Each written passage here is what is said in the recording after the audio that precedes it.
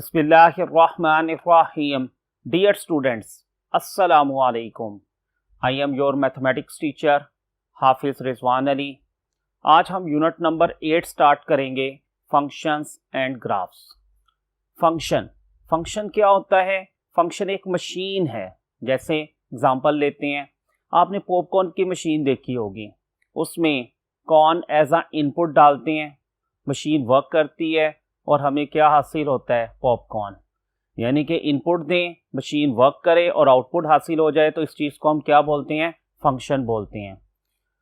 अब इसमें अगर हम लिखते हैं y equal to function of x, function of x का मतलब है x प्लस 5 सपोज ले लेते हैं, ये x फंक्शन में है. अब फंक्शन को इस तरह भी डिफाइन कर सकते हैं कि x की जगह पे अगर कोई रियल नंबर लेते हैं तो उसके कोरेस्पॉन्डिंग y का भी एक ही रियल नंबर आना चाहिए. कि अगर x 2 रखते हैं तो y का भी एक ही आंसर आना चाहिए, जैसे 7 आ रहा है. अगर x के एक नंबर के लिए y के 2 आंसर्स आ रहे हों तो वो फंक्शन नहीं होता. तो इसमें x क्या है? इंडिपेंडेंट वेरिएबल, और y क्या है? Dependent variable. और फंक्शन को हम इस तरह कह सकते हैं कि y is the value of function f at x. y किसके बराबर है? Value of function f at x. Sometimes वो कह देता है f2 निकालें, तो इसका मतलब है कि फंक्शन की वैल्यू निकालनी है एट x इक्वल टू 2 के ऊपर. अब फंक्शन क्या है? A function from a set x to a set y is a rule or correspondence that assigns to each element x in x. x के हर एलिमेंट में a unique element y in y. कि x के हर एलिमेंट का unique image बने किसके? y के एलिमेंट्स के साथ. Symbolically we write it as f from x to y and read as f is a function from x to y. देखिए स्टूडेंट्स, ये जो चीज़ लिखी है इसका मतलब क्या है कि सेट x में से कोई एलिमेंट लें, उसके ऊपर f ऑपरेट करें, तो किसका एलिमेंट आना चाहिए? y का एलिमेंट आना चाहिए. सपोज हम लेते हैं x belongs to capital X और y belongs to capital Y. अगर ये सेट x है, ये सेट y है, ये सेट x है, ये सेट y है, और इसके ऊपर ये f फंक्शन ऑपरेट करने लगे हैं. सेट x में से एलिमेंट हमने लिया स्मॉल x, जिसके ऊपर क्या ऑपरेट करना है आपने? f को. जब f को ऑपरेट करेंगे x के ऊपर तो वो क्या बनेगा? f of x. और वो किसके एलिमेंट के बराबर आना चाहिए? y के एलिमेंट के इक्वल आना चाहिए. तो फंक्शन में आपने याद रखना है कि दो सेट्स हैं, सेट x और सेट y. तो सेट x के हर एलिमेंट का यूनिक इमेज बनना चाहिए y के एलिमेंट्स के साथ. सेट x में रेपिटेशन नहीं आनी चाहिए, सेट y में रेपिटेशन आ सकती है. तो जो एलिमेंट्स ऑफ सेट x होते हैं उनको हम बोलते हैं pre images, and elements of set y are called images. Next board की तरफ मूव करते हैं.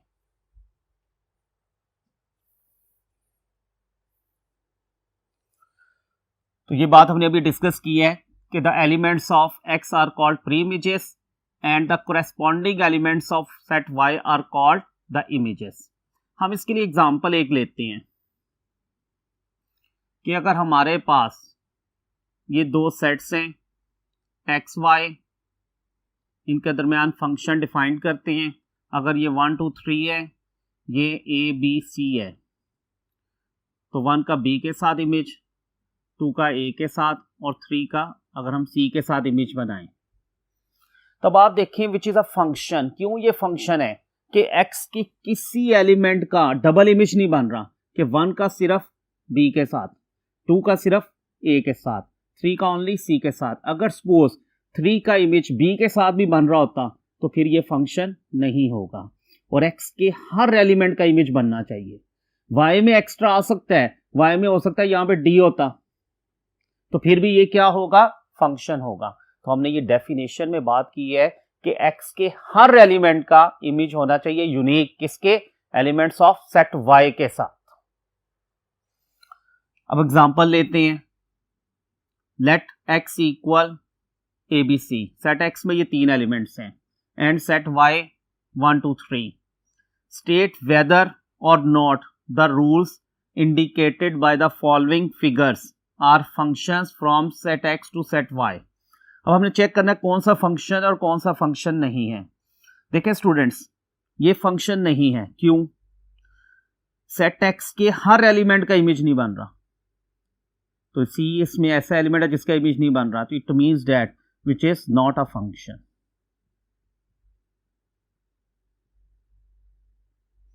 अब इसमें देखते हैं, ये भी फंक्शन नहीं है क्योंकि सेट एक्स के एलिमेंट्स में रेपिटेशन आ रही है कि बी का इमेज 1 के साथ भी बन रहा है, बी का इमेज 3 के साथ भी बन रहा है, तो it means that which is not a function. अब इसमें देखते हैं, सेट एक्स में कोई रेपिटेशन नहीं आ रही है, सेट बी में रेपिटेशन, वाई में रेपिटेशन आ सकती है और इसमें एक्स्ट्रा एलिमेंट भी आ सकता है, तो विच इज अ फंक्शन।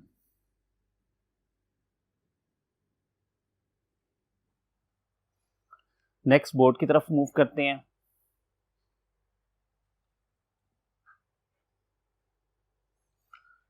अब देखिए स्टूडेंट्स, एग्जांपल 2 है पेज 233 पे। Let G X equal minus X square plus 4x plus 1। कहता फाइंड G2। इसका मतलब value of G at x equal to 2, value of G at x equal to t। Value of G find कर दी है, eight x की जगह पे replace करेंगे क्या, x प्लस 2। तो Gx किसके इक्वल है, minus X square plus 4x plus 1।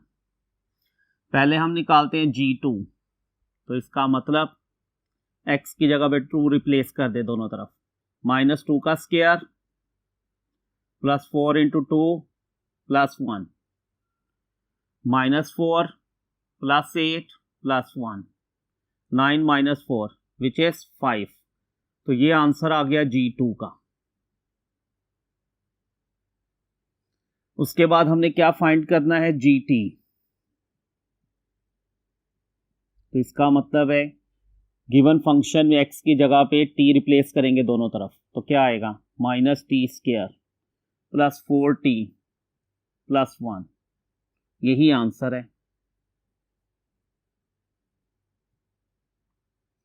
और थर्ड हमने क्या फाइंड आउट करना है, g ऑफ x प्लस 2।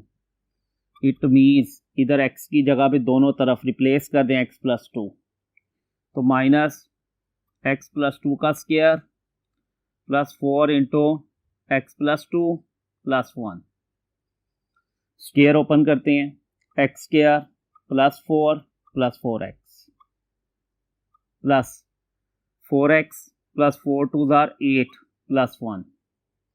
ये माइनस से multiply, minus X square minus 4 minus 4x plus 4x, 8 और 1 9, ये कैंसिल हो गया, तो आंसर क्या आ गया, minus X square 9 minus 4 which is 5।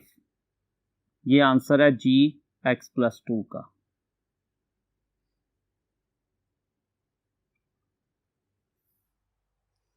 Next board की तरफ मूव करते हैं।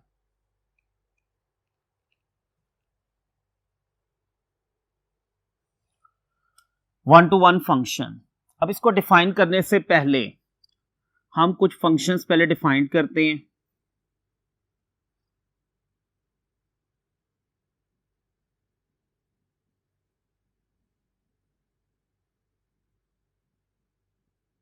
देखिए स्टूडेंट्स, ये अगर हम लिखते हैं सेट एक्स में एलिमेंट्स है 1 2 3, सेट वाई में एलिमेंट्स है ABC, तो 1 का इमेज अगर B के साथ बन रहा है, 2 का इमेज A के साथ बन रहा है और 3 का इमेज अगर B के साथ बन रहा है, तो ये फंक्शन है। और B के अंदर यानी कि सेट Y के अंदर एक एक्स्ट्रा एलिमेंट भी आ रहा है, तो इसको हम बोलते हैं इनटू फंक्शन।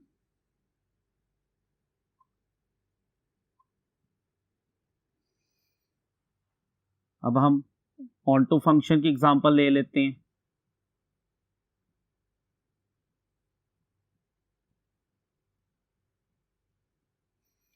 ये सेट एक्स है, ये सेट वाई है। अगर 1 का इमेज ए के साथ बन रहा है, 2 का इमेज भी ए के साथ बन रहा है, 3 का इमेज बी के साथ बन रहा है, तो पहले तो चेक करें ये फंक्शन है, बिल्कुल है, क्योंकि सेट एक्स में कोई रेपिटेशन नहीं आ रही। सेट वाई में रेपिटेशन आ सकती है। अब इसमें देखें, सेट वाई में कोई एक्स्ट्रा एलिमेंट नहीं है और सबके इमेजेस बन रहे हैं, तो इसका मतलब है ये कौन सा फंक्शन है, ऑन टू फंक्शन।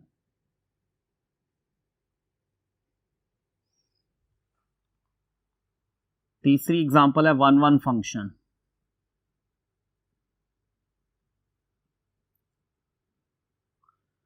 1-1 फंक्शन में क्या होता है कि 1-1 कोरेस्पोंडेंस होनी चाहिए, पहले सेट में तो रेपिटेशन होनी नहीं चाहिए, इसमें सेकंड सेट में भी रेपिटेशन ना हो और कोई एक्स्ट्रा एलिमेंट भी नहीं होना चाहिए। तो 1 का इमेज बी, 2 का ए और 3 का सी के साथ, तो इसको हम क्या बोलते हैं, विच इज 1-1 फंक्शन। कोई भी फंक्शन 1-1 और ऑन टू दोनों हो तो उसको हम क्या बोलते हैं, बाइजेक्टिव। अब अगर आप ये फंक्शन देखें तो ये बाइजेक्टिव भी है क्योंकि ये ऑन टू भी है, लेकिन ये इनटू नहीं है।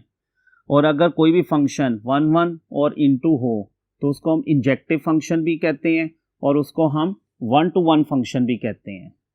तो अब हम डेफिनेशन की तरफ आते हैं कि function f from x to y is set to be 1-to-1, या इसको हम क्या बोलते हैं, इंजेक्टिव। इंजेक्टिव मीन वो 1-1 भी होगा और इनटू भी होगा। If distinct elements of x have distinct images in y, कि डिस्टिंक्ट एलिमेंट्स के इमेजेस डिस्टिंक्ट इन y में बने। जैसे एग्जांपल, अगर हम दो डिस्टिंक्ट एलिमेंट्स लेते हैं, अगर ये दोनों इक्वल हों, x1 equals to x2, then उनके फंक्शन के आंसर इमेजेस क्या होंगे, वो इक्वल नहीं होंगे। या इस तरह हो, अगर वो दोनों फंक्शन के आंसर उनके ऊपर इक्वल हो जाएं, देन वो दोनों x1 x2 क्या होंगे, फिर नंबर्स इक्वल होंगे। तो ये डेफिनेशन आपने याद रखनी है, इससे रिलेटेड जब हम एग्जांपल करेंगे आपको मज़ीद क्लियर होगा। अब हम नेक्स्ट बोर्ड की तरफ मूव करते हैं। नेक्स्ट है onto function. Onto function अभी हमने डिस्कस किया है कि ऑन टू फंक्शन क्या होता है, कि जिसमें सेट y के अंदर भी जो एलिमेंट्स हैं उसके सबके इमेजेस बनने चाहिए, कोई एक्स्ट्रा एलिमेंट नहीं बचना चाहिए। यानी कि हम कह सकते हैं कि रेंज क्या है, वो सेट y के इक्वल होनी चाहिए। अब रेंज सेट y के इक्वल का मतलब वो हम नेक्स्ट बोर्ड की तरफ जब जाएंगे तो फिर आपको वो समझाएंगे। उसके बाद आ जाता है बाइजेक्टिव फंक्शन, ये भी हम डिस्कस कर चुके हैं। a function which is 1-to-1 and on-to is called bijective function। Next board की तरफ मूव करते हैं।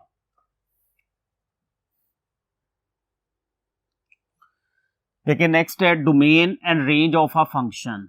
अगर हमारे पास है f from set x to y एक फंक्शन है, तो इसमें हम x को क्या कहते हैं, डोमेन कहते हैं, और y इज कॉल्ड को डोमेन। जिन एलिमेंट्स के इमेजेस बन रहे होते हैं सेट y के अंदर उसको हम क्या बोलते हैं, रेंज बोलते हैं। एग्जाम्पल से आपको समझ आ जाएगा।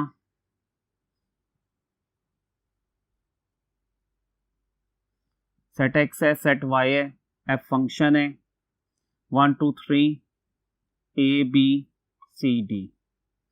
अगर 1 का इमेज c, 2 का b और 3 का a के साथ बन रहा है, विच इज अ फंक्शन। अब देखिए पूरा सेट y क्या होगा, विच इज को डोमेन।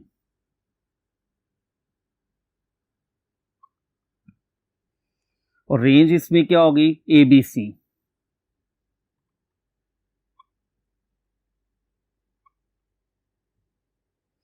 अब इस तरह भी हो सकता है कि रेंज और को डोमेन इक्वल हो जाएं, उसकी भी हम एग्जांपल बना लेते हैं।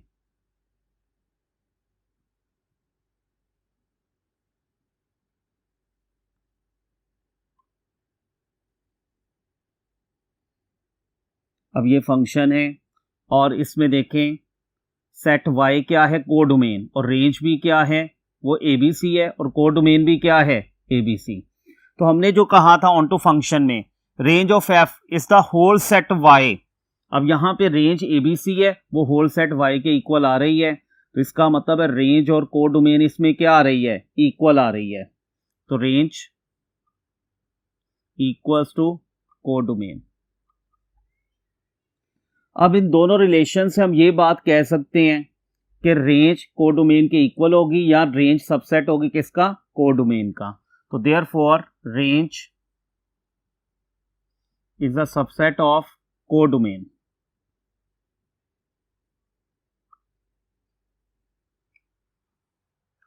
डियर स्टूडेंट्स, आज का लेक्चर कंप्लीट होता है। आज हमने बड़ी इंपॉर्टेंट डेफिनेशंस पढ़ी हैं। इंशाल्लाह ताला नेक्स्ट लेक्चर के अंदर हम डिफरेंट फंक्शंस के डोमेन और रेंज बड़ी डिटेल डिस्कस करेंगे। हाफिज़ रिजवान अली को इजाज़त दीजिए। अल्लाह हाफिज़।